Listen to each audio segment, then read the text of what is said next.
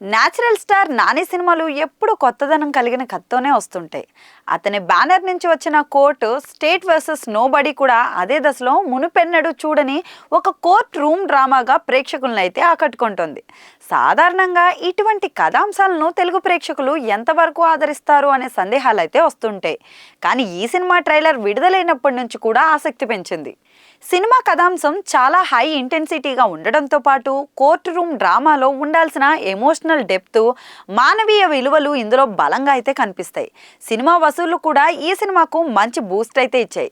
విడుదలైన 4వ రోజు కూడా బలమైన కలెక్షన్లు అయితే నమోదయ్యాయి. ఒక్క 4వ రోజునే 4.50 కోట్లు గ్రాస్ సాధించగా మొత్తం కలెక్షన్లు 28.90 కోట్లకైతే చేరుకున్నాయి. ఇక వీకెండ్ తర్వాత కూడా ఇదే జోరు కొనసాగడంతో సినిమాకు ఇంకా ఎక్కువ లాంగ్ రన్ ఉండేలా అయితే కనిపిస్తుంది.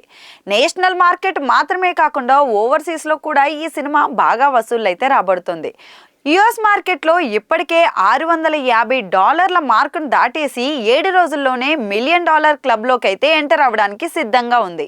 అలాగే స్క్రీన్ కౌంట్ కూడా పెరుగుతుండడం విశేషం. ఇక కేవలం వసూళ్లు మాత్రమే కాదు, నాని నిర్మించిన ఈ సినిమా మరోసారి కంటెంట్ సినిమాలకు మంచి మార్గాన్ని చూపిస్తోంది.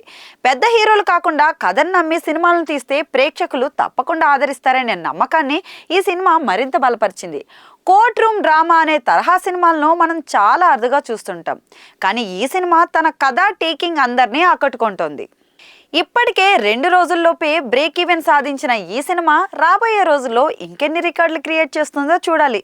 ఇప్పుడున్న ట్రెండ్ను చూస్తుంటే మాత్రం మున్ముందు మరింత స్ట్రాంగ్ రన్ కొనసాగించి భారీ లాభాల్లోకి వెళ్లే అవకాశం ఉంది.